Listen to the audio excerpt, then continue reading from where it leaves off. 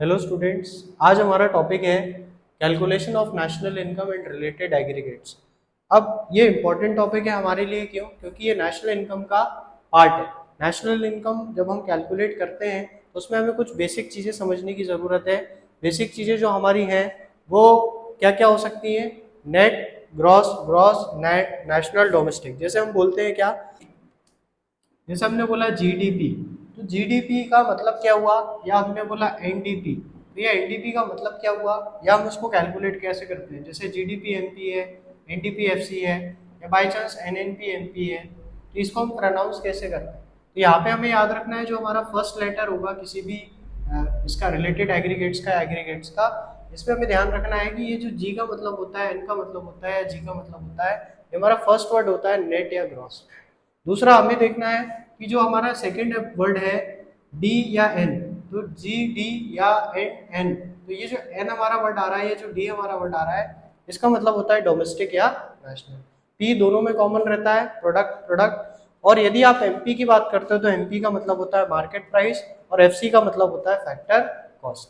अब हम देखते हैं कि किस तरीके से हमें इनके कैलकुलेशंस करे जाते हैं, या हम किस तरीके से इनके कैलकुलेशंस करते हैं, क्योंकि बोर्ड एग्जाम्स में हमें ये क्वेश्चन 3 नंबर का आता है, और आपके जो टर्म एग्जाम्स होते हैं उनमें आपको 6-6 नंबर तक के क्वेश्चन में नॉर्मल कैलकुलेशंस आ जाती है, जिनमें यदि आप ये फॉर्मूला बनाना सीख जाएं तो बड़े आसानी से इस क्वेश्चन में पूरे के पूरे नंबर ले सकते हैं। अब हम देखते हैं, सबसे पहले समझते हैं क्या कैसे कैलकुलेट हमें करना है। पहला हम देखते हैं नेट और ग्रॉस का रिलेशन। यदि आप देखते हैं यहाँ पे हमें नेट निकालना है, तो ये जो है ये हमें क्वेश्चन है, और ये जो है हमें क्वेश्चन में जो गिवन वर्ड है या गिवन जो चीज़ है वो है हमारे पास। तो हम देखें कि ग्रॉस से यदि आप नेट पे जाते हो, तो ग्रॉस से नेट पे आओगे तो इसको जो अफेक्ट करेगा, ग्रॉस और नेट को ये अफेक्ट करेगा आपका डिप्रीसिएशन। जब नेशनल डोमेस्टिक की बात करोगे तो यहाँ पे इसको अफेक्ट करेगा एनएफआईए, और जब मार्केट और फैक्ट्री की बात करोगे तो इसको अफेक्ट करेगा इनडायरेक्ट टैक्सेस एंड सब्सिडीज। तो सबसे पहले हम नेट और ग्रॉस का रिलेशन देखते हैं। तो यदि आप ग्रॉस से, हमेशा आपको राइट टू लेफ्ट आना है ताकि आप कंफ्यूज ना हो, क्योंकि जो राइट वाला वर्ड है वो आपको गिवन होगा और जो लेफ्ट वाला होगा वो आपको फाइंड आउट करना होगा। तो यदि आप ग्रॉस से नेट पे आते हो तो आपको हमेशा याद रखना है, ग्रॉस से जब भी नेट पे आओगे तो आप लेस करोगे क्या? डेप्रीसिएशन। क्योंकि ग्रॉस का मतलब होता है टोटल।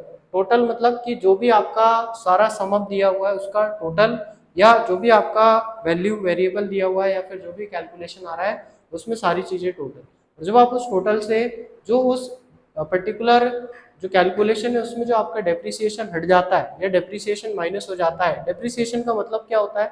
तो डेप्रिसिएशन का मतलब होता है जो भी एसेट या लाइबिलिटीज या एसेट जो आपके होते हैं, एसेट्स की वैल्यूएशन में जो एक वैल्यू सालों साल कम होती है। जैसे बाई चांस आपने कोई चीज़ खरीदी, चेयर खरीदी, फैन खरीदा, या जो भी खरीदी, तो ऐसा नहीं है कि इसकी वैल्यूएशन हमेशा सेम रहेगी, वह हर साल क्या होती रहेगी? कम होती रहेगी, और उस कम होने को ही हम क्या बोलते हैं? डेप्रीसिएशन। तो एक तरीके से जो लॉस हो जाता है बीच में उसके यूज में कोई भी कमोडिटी के चीज के, उसको आप क्या बोलते हो? डेप्रीसिएशन बोलते हो। तो यदि आप ग्रॉस से नेट पे जाओगे तो आप क्या करेंगे? डेप्रीसिएशन को माइनस करेंगे। और यदि आप नेट से ग्रॉस पे आओगे तो डेप्रीसिएशन क्या हो जाएगा? आपका हेड हो जाएगा। सेम जब हम नेशनल और डोमेस्टिक की बात करते हैं तो नेशनल का मतलब है with in and outside the country, मतलब आपकी जो इनकम कंट्री के अंदर हो रही है या जो प्रोडक्शन कंट्री के अंदर हो रहा है, प्लस आप जो बाहर से इंपोर्ट कर रहे हो या बाहर से जो भी गुड्स और सर्विसेज ले रहे हो, तो किसी भी इनकम या आपको तरीके से आ रही है जिसको आप बोलते हो NFIA। NFIA का यहाँ मतलब होता है आपका net factor income from abroad. तो इसका मतलब क्या हुआ कि आपकी जो इनकम, इनकम मतलब कोई प्रोडक्टिव एक्टिविटी, कोई पर्सन है इंडिया का, वो फॉरेन में जाके रह रहा हो और कोई प्रोडक्टिव एक्टिविटी कर रहा हो, तो उस प्रोडक्टिव एक्टिविटी से वो क्या करेगा? कोई इनकम जनरेट करेगा। अब वो इनकम क्या करेगा? इंडिया में लेके आएगा। जब वो इंडिया में लेके आएगा तो वो भी पार्ट होगी काई की? नेशनल इनकम की। मगर जब हम नेशनल इनकम की बात करें तो इसका मतलब है भारत के अंदर के जो लोग हैं, इंडिया के अंदर के जो लोग हैं, इसमें यदि हम जो फॉरेन वाला पर्सन पैसे लेके आ रहा है इसको भी ऐड कर दे तो हमारे पास क्या आ जाएगी? नेशनल आ जाएगी। और इसी तरीके से यदि हम देखें कि नेशनल गिवन है और हमें खाली इंडिया की ही जो इनकम है, इंडिया पर्टिकुलर जो कंट्री ज्योग्राफिकल बाउंड्री है उसके अंदर जो आपकी वैल्यूएशन है, अगर उसको आप कैलकुलेट करोगे तो नेशनल से आप कहीं पे आते हो, डोमेस्टिक पे, जिसमें आप जो फॉरेन नेशनल या फॉरेन जो पर्सन है जो बाहर रह रहे हैं और काम करके पैसे लेके आ रहे हैं, उनकी यदि इनकम को हटा देते हैं तो आपके पास क्या आ जाएगा, डोमेस्टिक आ जाएगा। अब हम नेक्स्ट जो कॉन्सेप्ट है हमारा वो देखते हैं, जिसमें मार्केट प्राइस और फैक्टर कॉस्ट आता है। तो मार्केट प्राइस का मतलब बाय चांस कोई एक कमोडिटी है, बाय चांस जैसे ये मार्कर है, तो ये मार्कर यदि वो फैक्ट्री में प्रोड्यूस होता है तो बाय चांस ये 8 रुपए या 10 रुपए का बनता होगा, मैन्युफैक्चरिंग होती होगी, मगर जब ये मार्केट में आता होगा तो इसमें कुछ टैक्स लगता होगा। जिस टैक्स को आप बोलते हो गुड्स पे जो टैक्सेस लग रहे हैं हमारे, वो एक तरीके के इनडायरेक्ट टैक्सेस हैं। क्यों? क्योंकि डायरेक्ट और इनडायरेक्ट टैक्स का मतलब एक बर्डन जो पर्सन के ऊपर है, और इसमें दो वेरिएशन मतलब दो टाइप है आपके, क्या, एक डायरेक्ट और एक इनडायरेक्ट। डायरेक्ट मतलब जिसका बर्डन आप किसी और पे शिफ्ट नहीं कर सकते, जैसे आपका इनकम टैक्स हो गया, आपका जो बिजनेस पे कॉर्पोरेट टैक्स जो बिजनेसमैन को देना होता है, तो इस तरीके से वेल्थ टैक्स हो गया, आपकी प्रॉपर्टी पे जो आप टैक्स दे रहे हो, तो ये वो टैक्सेस हो गए जो आप नॉन ट्रांसफरेबल है, मतलब जो इनकम जनरेट कर रहा होगा उसी को वो टैक्स देना पड़ेगा। मगर इनडायरेक्ट टैक्स क्या होगा हमारे, इनडायरेक्ट टैक्सेस वो टैक्सेस हो गए जो कि गुड्स एंड सर्विसेज पे लगते हैं, मतलब they are transferred when goods are sold from one person to another. तो हम कोई भी कमोडिटी लेने जाते हैं, ये टैक्स हम जो फाइनल कंज्यूमर होते हैं वो पे करते हैं।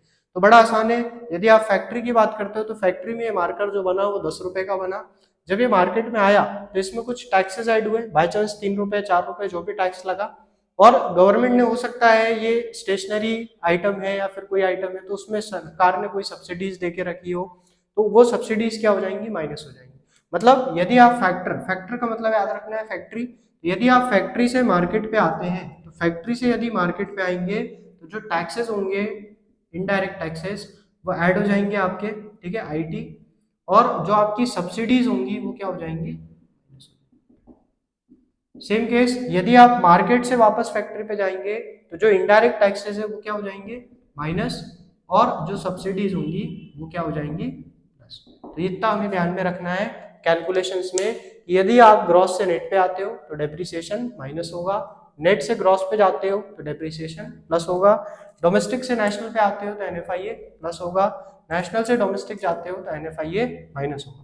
इसी के साथ फैक्टर से मार्केट, फैक्ट्री से मार्केट जाओगे तो टैक्स ऐड होंगे और सब्सिडी माइनस, उसी तरीके से यदि मार्केट से फैक्ट्री आओगे तो टैक्सेस माइनस होंगे और सब्सिडी ऐड होंगे। अब हम कुछ क्वेश्चन में फॉर्मूला पुट करके या फॉर्मूले को सॉल्व करने देखते हैं, तो प्रीवियस ईयर के भी हम कुछ क्वेश्चन डिस्कस करते हैं बोर्ड के, किस तरीके से हम इस फॉर्मूले का यूज करके आसानी से 3 नंबर और 6 नंबर ला सकते हैं।